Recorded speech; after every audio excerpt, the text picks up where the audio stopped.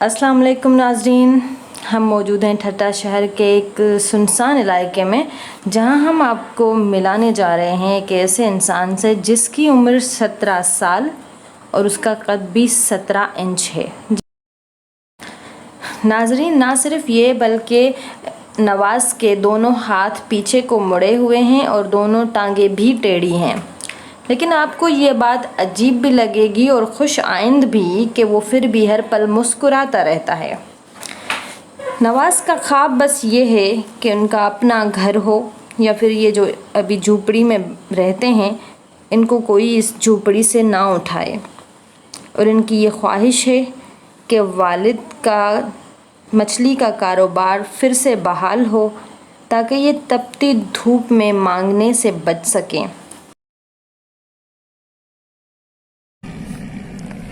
नवाज, आपको रोजाना कितने पैसे मिलते हैं यहाँ पे? 300-400 तकरीबन। और आप क्या समझते हैं कि इन 300-400 से आपके घर का खर्चा सही से हो जाता है?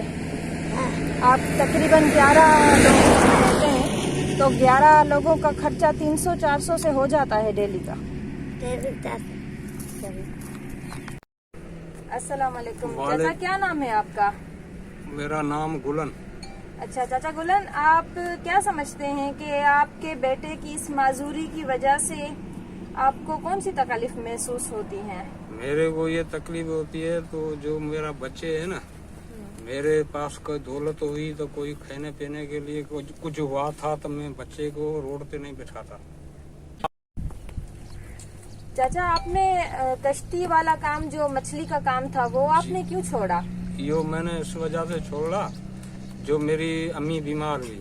अच्छा, क्या हुआ था उनको? उसको गले की तकलीफ हुई थी, वो गले का कैंसर हुआ था उसको। अच्छा, गले का कैंसर? जी बहन, वो मैंने जो भी मेरे पास पैसे हुए थे, जो भी हुए थे, मैंने खपा दिया। वो आखिरकार जो भी बचे हुए पैसे थे वो सारे खत्म खपा दिए थे। किश्ती भी खपा दी थी। किश्ती भी जी बेच दी? हाँ, बेच दी। वो आपके पास नहीं है करने के लिए, तो फिर जो नवाज को पैसे मिलते हैं उन्हीं से गुजारा होता है बस? जी, वो पैसे मिलते हैं ना मेरे बच्चे को, मैं उसी से कोई राशन वाशन मांगते हैं। ठीक बहन, कोई को बीमारी होती है, वो बच्चे की का मजबूरी होती है, तो उसको इलाज कराने के लिए कोई उसी के लिए 50-50 100 करे बचाते हैं, तो कोई मजबूरी। इसका इलाज करवाया कभी? इलाज करवाया, मैं ही माजूर हुए थे बचपन से। अच्छा, पैदाइशी मजबूर हुए थे। मैं इलाज से डॉक्टर से गया था, ठट्टा पे, मकली पे, दड़ों पे, सजावाल पे, पर ऐसी हालत उसा जैसी हुई थी उस होगा था। इसका चार उजबा ऐसी कुदरत से या बना हुआ था। इलाज की इसको तकलीफ होगी, उजबा की बन सकते हैं, जो अल्लाह बनाएगा वे तो नहीं बना। देख कर अगर आपकी कोई मदद कर सकता है तो आप क्या समझते हैं कि क्या कौन सी मदद आपकी बेहतर रहेगी आपके लिए? क्या लेकर दें? मेरी जो मदद करेगा तो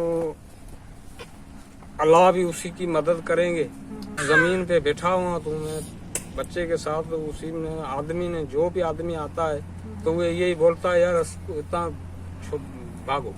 अच्छा, मतलब यहाँ से उठो भाई। मैं कितना अर्सा हुआ है आपको यहाँ रहते हुए?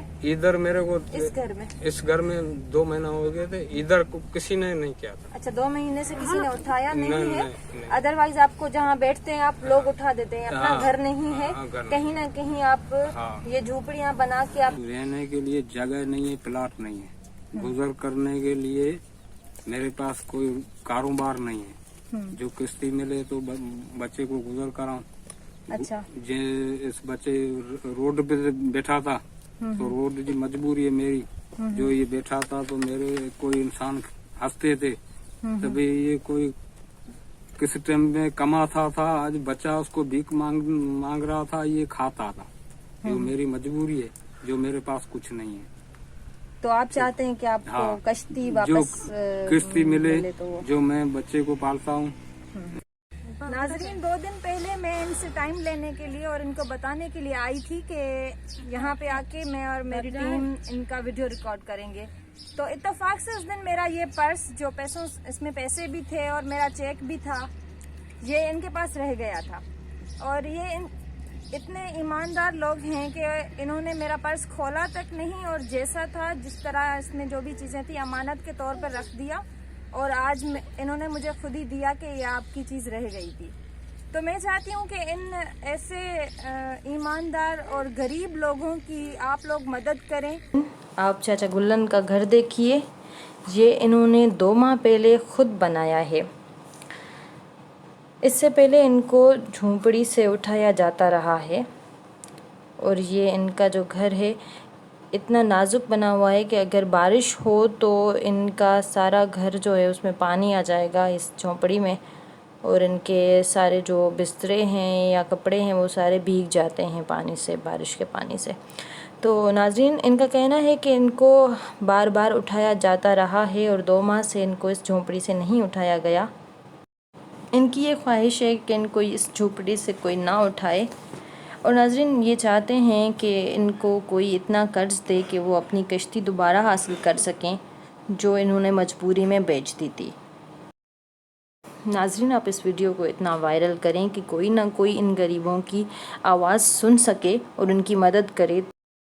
अगर ये अपना मछली का कारोबार दोबारा से करेंगे तो नवाज़ धूप में बैठकर नहीं मांगेगा। और नाज़रीन, स्क्रीन पे चाचा गुल्लन का नंबर आ रहा है, आप इनसे रब्ता कर सकते हैं। आपको वीडियो कैसी लगी कमेंट में ज़रूर बताइएगा और हमारा चैनल सब्सक्राइब करना नहीं भूलिएगा। अल्लाह हाफ़िज़।